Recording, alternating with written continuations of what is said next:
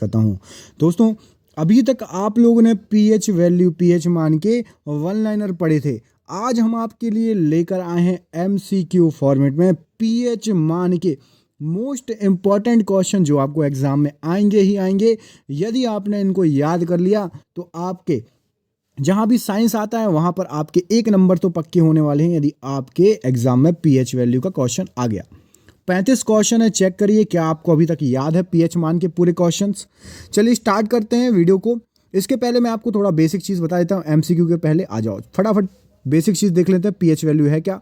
तो pH value क्या होता है? तो पावर ऑफ हाइड्रोजन, मूल्य एक संख्या होती है। पीएच मूल्य एक संख्या होती है, ठीक है, जो पदार्थों की अम्लीयता या क्षारीयता को प्रदर्शित करती है और इसका मान हाइड्रोजन आयन H+ के सांद्रण के व्युत्क्रम लघु गुणक के बराबर होता है। तो पीएच मान बराबर क्या होता है? -log10 H+, ठीक है, याद रखिएगा। यदि आपसे अभी एमसीक्यू में क्वेश्चन पूछा जाएगा कि पैमाने का, पीएच पैमाने का पता किसने लगाया, तो सारेंस ने लगाया, याद रखिएगा। अभी एग्जाम में आएगा, अभी जब मैं आपको एमसीक्यू दूंगा, ठीक है। किसी व्यक्ति के रक्त का पीएच मान कितना चेंज हो जाए तो उसकी मृत्यु हो जाती है, तो 0.2 यदि चेंज हो जाए तो व्यक्ति की मृत्यु भी हो जाती है। ये भी आपको क्वेश्चन आएगा भी एमसीक्यू में, देखना। आपको कुछ फैक्ट्स बताता हूं पीएच मान के बारे में।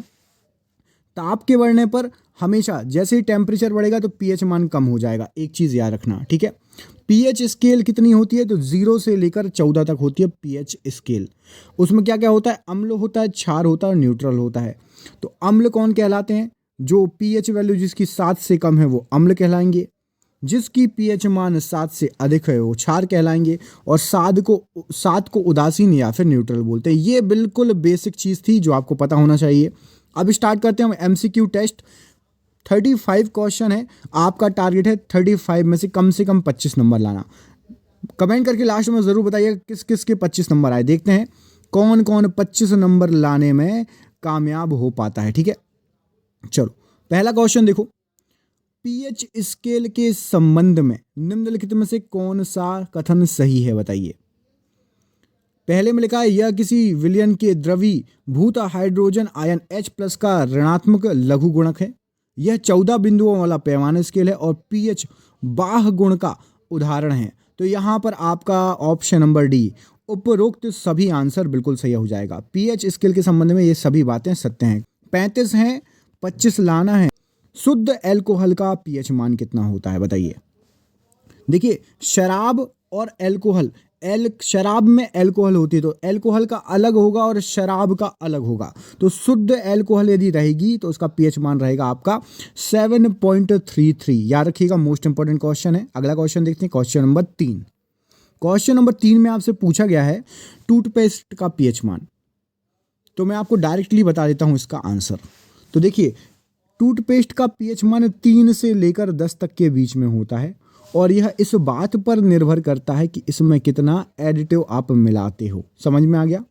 3 से लेकर 10 तक के बीच में होगा और यह इस बात पर निर्भर करेगा कि आप इसमें कितना एडिटिव मिलाते हैं। मोस्ट इंपॉर्टेंट क्वेश्चन है। अगला क्वेश्चन देखते हैं, मानव रक्त का पीएच मान कितना होता है? कई बार पूछा गया क्वेश्चन और आप में से हर किसी को पता होगा मेरे हिसाब से। यहां पर राइट आंसर है ऑप्शन नंबर डी, 7.4 मानव रक्त का पीएच मान। अगला क्वेश्चन देखिए, इसमें आपसे पूछा गया है खाने के बाद लार का पीएच मान कितना होता है, बताइए।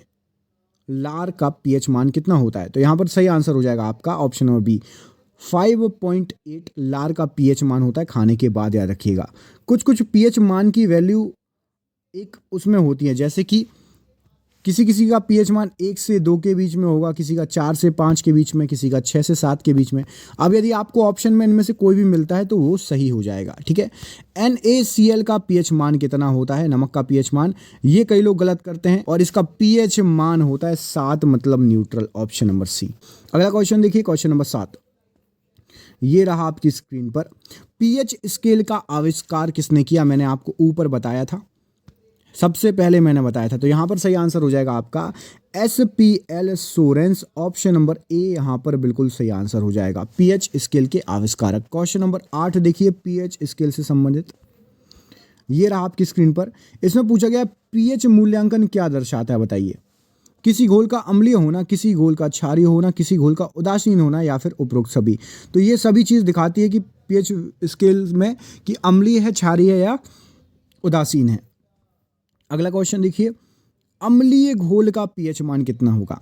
तो अम्लीय घोल का पीएच मान सबसे इजी क्वेश्चन पूछ लिया गया है, ऑप्शन नंबर बी 7 से कम होगा अम्लीय। अगला क्वेश्चन देखिए, शराब का पीएच मान कितना होगा? इससे पहले आपका एल्कोहल का पीएच मान आया था, शुद्ध एल्कोहल का। अब पूछा गया है शराब का, शराब या वाइन। तो इसमें एल्कोहल की मात्रा रहती है, अलग अलग टाइप में अलग अलग रहती है, विस्की, रम, वोडका, सब में अलग अलग। यहाँ पर शराब का पीएच मान लगभग 2.8 बिल्कुल सही आंसर हो जाएगा, ऑप्शन नंबर ए, याद रखिएगा।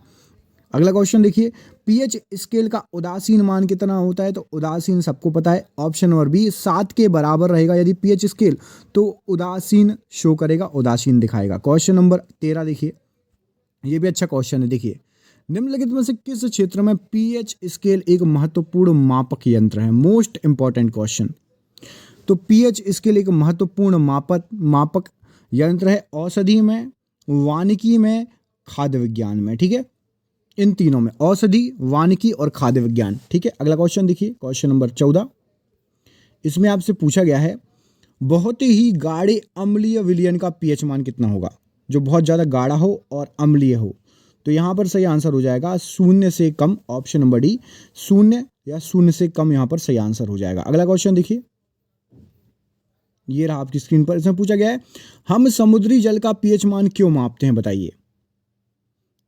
यह जंग से संबंधित रिसर्च में मदद करता है, यह कृषि से संबंधित गतिविधि में मदद करता है, यह किण्वन में मदद करता है या यह नसबंदी में मदद करता है? तो यहाँ पर सही आंसर है जंग से संबंधित रिसर्च में मदद करता है, इसलिए समुद्री जल का पीएच मान चेक किया जाता है। अगला क्वेश्चन ये देखिए, ये थोड़ा बड़ा क्वेश्चन है, इसको अच्छे से देखिएगा। बफर विलियन सॉल्यूशन की परिभाषा क्या है? बफर विलियन क्या होता है, बताइए। तो बफर विलियन में आपको पहले डायरेक्टली बता देता हूँ, यहाँ पर ऑप्शन नंबर बी सही है। यह एक ऐसा विलियन है जिसमें अम्ल या क्षार की थोड़ी सी भी मात्रा आप डालने पर पीएच मान नहीं बदलता। यदि आप थोड़ी सी मात्रा डालेंगे, चाहे अम्ल डाल दीजिए चाहे क्षार, उसका पीएच वैल्यू नहीं बदलेगा, उसको बोलेंगे आप बफर विलियन। समझ में आ गया? मोस्ट इंपॉर्टेंट क्वेश्चन है और अलग हट के क्वेश्चन है। अगला क्वेश्चन देखिए, शुद्ध जल का पीएच मान कितना होता है? तो सबको पता है शुद्ध जल का पीएच मान, ऑप्शन नंबर सी, यहाँ पर 7 के बराबर शुद्ध जल का पीएच मान होता है। उदासीन होता है ना शुद्ध जल। अगला क्वेश्चन देखिए, इसमें पूछा गया है, हम यह कैसे जान सकते हैं कि कोई विलयन अम्लीय है? बिल्कुल सिंपल, 7 से कम होगा तो अम्लीय हो जाएगा। अगला क्वेश्चन देखिए, क्वेश्चन नंबर 19। इसमें आपसे क्या पूछा गया? इसमें आपसे पूछा गया है, यदि कोई विलयन क्षारीय है, ठीक है, समझ गए, क्षारीय है, तो लिटमस टेस्ट का परिणाम क्या होगा, बताओ। लिटमस पेपर से टेस्ट करोगे तो क्या होगा? तो यदि कोई विलयन क्षार है, मतलब 7 से अधिक पीएच वैल्यू है, तो लाल लिटमस पेपर नीला हो जाएगा। समझ में आ गया? अगला क्वेश्चन देखिए, जल का पीएच मान आपने सभी ने बता दिया, 7 बिल्कुल सही आंसर है, बिल्कुल इजी क्वेश्चन था। हाँ, ये क्वेश्चन देखिए, दूध का पीएच मान कितना होता है? A B C D. Option number A में 2.4, बी में 3.5, सी में 6.5 और डी में 10.4।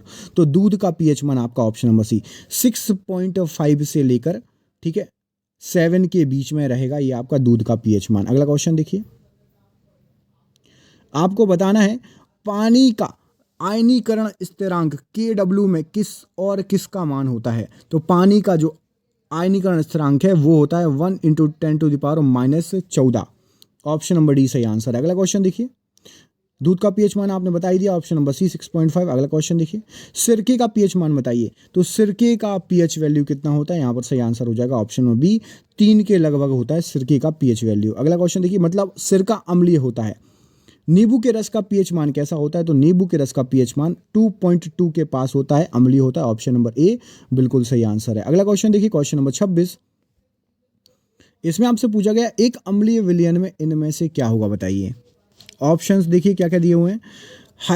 हाइड्रोक्साइड आयनों की तुलना में हाइड्रोजन आयनों की सांद्रता कम होगी, हाइड्रोजन आयनों की तुलना में हाइड्रोक्साइड आयनों की सांद्रता अधिक होगी, या फिर हाइड्रोक्सिल आयनों की सांद्रता अधिक और हाइड्रोक्साइड और हाइड्रोजन आयनों की सांद्रता बराबर होगी।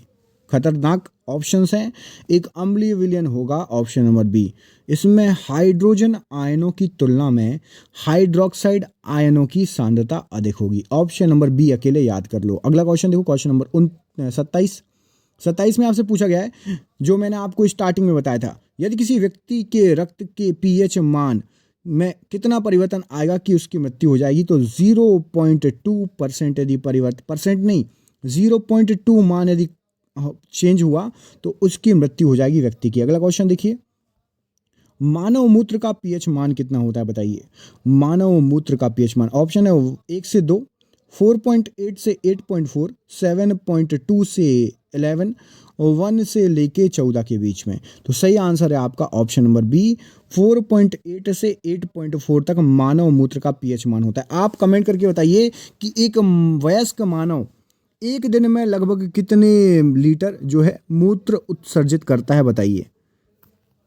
वयस्क मानव एक दिन में, मैंने शायद कल ये क्वेश्चन कराया था, कमेंट करके आंसर दीजिए, देखते हैं किस किस को पता है। अगला क्वेश्चन देखिए, समुद्री जल का पीएच मान कितना होता है। तो समुद्री जल का आपका पीएच मान हो जाएगा यहाँ पर ऑप्शन नंबर सी, 8.5 यहाँ पर राइट आंसर हो जाएगा। अगला क्वेश्चन देखिए, क्वेश्चन नंबर 30, आंसू का पीएच मान कितना होता है, जो रो रो के निकालते हो उसका भी पीएच मान कितना होगा। तो सही आंसर है 7.4 यहाँ पर बिल्कुल सही आंसर हो जाएगा, मतलब थोड़ा सा क्षारीय रहेगा। अगला क्वेश्चन देखिए, क्वेश्चन नंबर 31, मानव लार का पीएच मान कितना होता है बताइए। 3 से 4, 6.5 से 7.5, 10 से 11 या 9.5 से लेकर 10.5। तो मानव लार थोड़ा सा हल्का सा अम्लीय रहेगा 6.5 से लेकर, और थोड़ा सा क्षारीय भी रहेगा 7.5 तक, ठीक है। 7 के 0.5 ऊपर 0.5 नीचे हो सकता है। अगला क्वेश्चन देखिए, अचार का पीएच मान कितना है। तो अचार का पीएच मान आपका हो जाएगा यहाँ पर ऑप्शन नंबर ए, 3.5 से 4.5 तक अचार का पीएच मान होता है। अगला क्वेश्चन देखिए, H2SO4 का पीएच मान कितना होगा। तो H2SO4 का पीएच मान 0, 1, 2, 3। तो यहाँ पर सही आंसर है आपका ऑप्शन नंबर बी, H2SO4 का 1 होगा, और 0 किसका होगा, 0, 0, 0।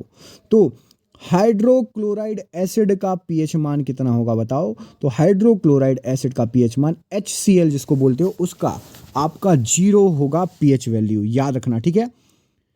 HCl का 0 और ये कौन सा था, H2SO4 का 1।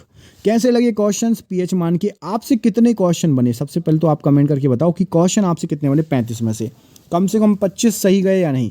यदि 25 सही गए तो बहुत बढ़िया है, आपकी पढ़ाई अच्छी चल रही है। वीडियो अच्छा लगा हो पीएच मान का तो दोस्तों को भेज दो, शेयर कर दो और वीडियो को लाइक कर दो।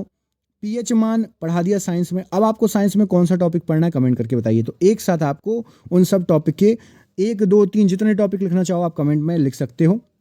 जो जो टॉपिक आपको साइंस का चाहिए मैं आपको प्रोवाइड करा दूंगा।